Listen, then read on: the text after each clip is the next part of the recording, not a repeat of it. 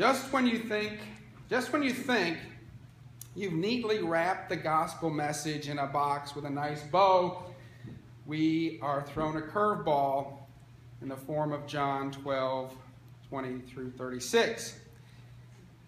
It appears to be a rambling response by Jesus, especially given the simple request of a few Greek Gentiles who want to have a private audience with him.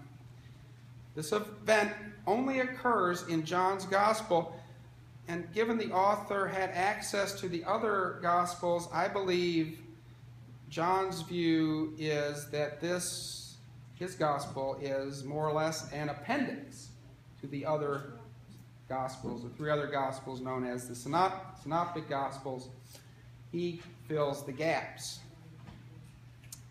He says what the others have left out.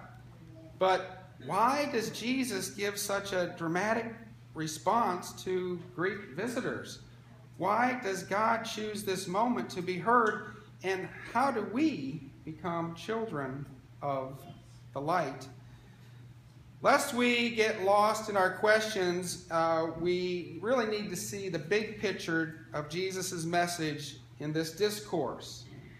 Jesus recognizes that everything that happens, everything that has transpired in his life in the prior 3 years, and especially in the past few days, is leading him to the appointed hour. He has talked about this hour since the wedding feast at Cana 3 years earlier.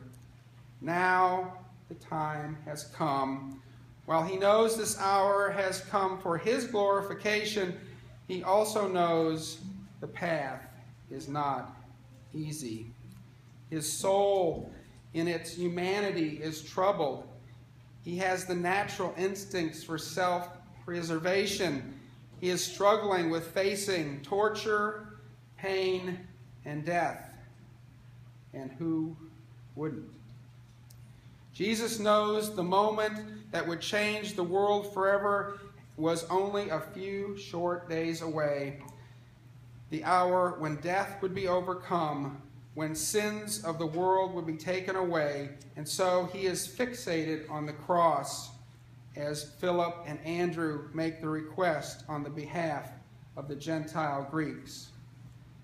This event is preceded by his triumphal entry into Jerusalem, which we'll celebrate next week on Palm Sunday, and the raising of Lazarus from the dead. The news of his miraculous powers has spread throughout Jerusalem, whose Passover population has swelled to about 80,000 people. Even the Pharisees recognized their ploys to discredit him were ineffective, and they say in the prior chapter, "See, this is getting us nowhere. Look how the whole world has gone after him." The whole world refers to the Greeks and the crowds of other non-Jewish believers visiting for the Passover. So why does Jesus seemingly overreact to the Greek visitors? In Jesus' eyes, these were truly Gentiles. They had not undergone the rite of circumcision and were not part of the covenant family. These people were truly outsiders. The significance is that the word about Jesus had spread, and the word had come full circle back to him. Also for Jesus, his mission was to bring the message of salvation to the Jews first. Since outsiders were now coming, this would signify to him that his primary mission to the Jews was complete.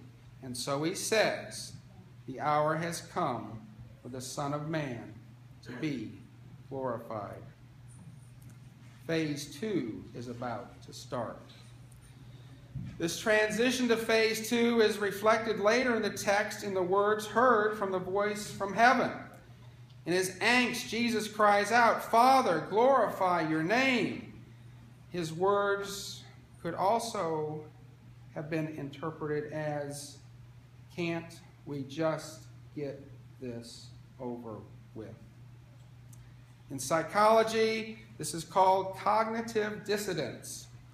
It's the mental stress or discomfort experienced by an individual who holds two or more contradictory beliefs, ideas, or values at the same time. Jesus admits his soul is troubled. Should he ask to be saved?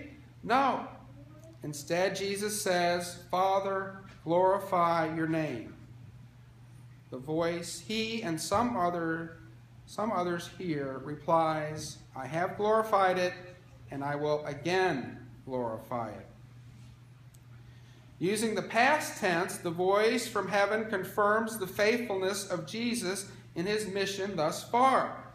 In the other Gospels, we remember the voice of God endorsing Jesus at his baptism and the transfiguration.